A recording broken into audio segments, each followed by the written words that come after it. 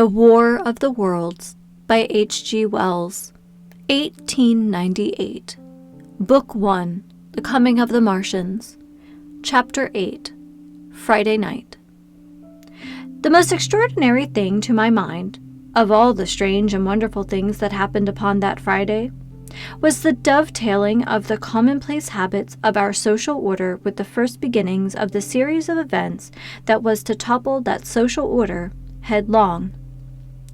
If on Friday night you had taken a pair of compasses and drawn a circle with a radius of 5 miles around the Woking sandpits, I doubt you would have had one human being outside it, unless it were some relation of Stent, or of the 3 or 4 cyclists or London people lying dead on the common, whose emotions or habits were all affected by the newcomers.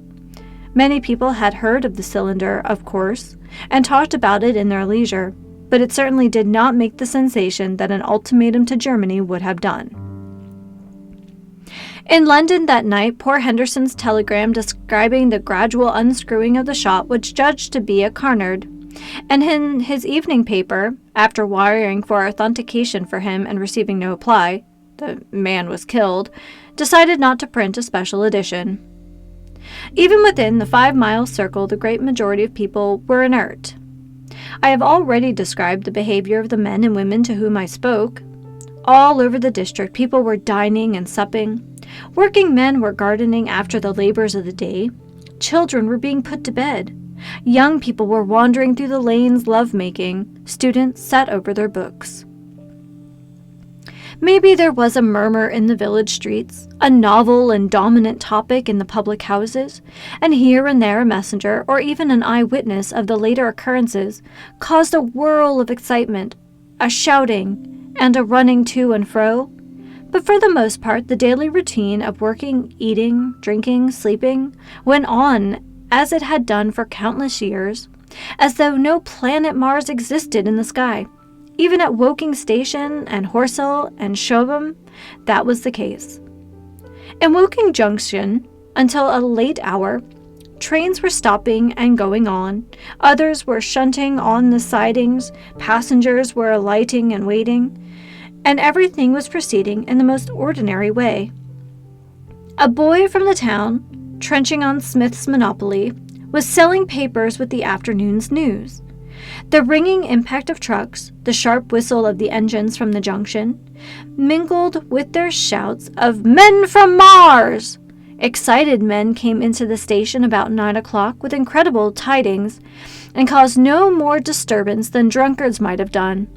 People rattling London words peered into the darkness outside the carriage windows and saw only a rare, flickering, vanishing spark dance upon from the direction of Horsell, a red glow and a thin veil of smoke driving across the stars, and thought that nothing more serious than a heath fire was happening. It was only round the edge of the common that any disturbance was perceptible. There were half a dozen villas burning on the Woking border. There were lights in the houses on the common side of the 3 villages, and the people there kept awake till dawn. A curious crowd lingered restlessly, people coming and going, but the crowd remaining both on the Shobham and Horsell bridges.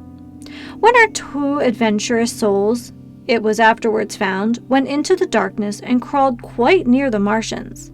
But they never returned, for now and again a light ray, like the beam of a warship's searchlight, swept the common, and the heat ray was ready to follow. Save for such, that big area of common was silent and desolate, and the char bodies lay about on it all night under the stars, and all the next day. A noise of hammering from the pit was heard by many people. So you have the state of things on Friday night. In the center, sticking into the skin of our old planet Earth like a poisoned dart, was this cylinder. But the poison was scarcely working yet. Around it was a patch of silent common, smoldering in places, and with a few dark, dimly seen objects lying in contorted attitudes here and there. Here and there was a burning bush or tree. Beyond was a fringe of excitement, and farther than that fringe the inflammation had not crept as yet. In the rest of the world, the stream of life still flowed as it had flowed for innumerable years. The fever of war that would presently clog vein and artery, deaden nerve, and destroy brain, still to develop.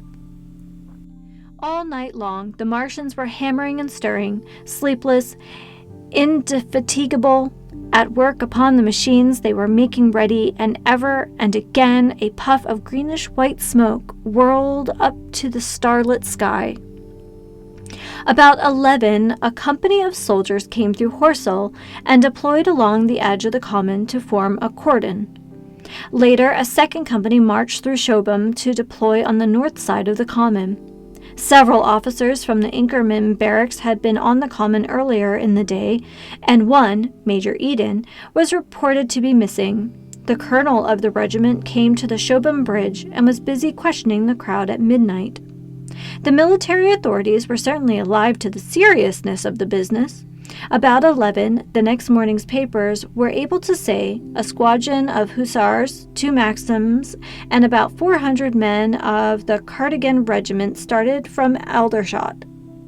A few seconds after midnight, the crowd in the Chertsey Road, Woking, saw a star fall from the heaven into the pine woods to the northwest.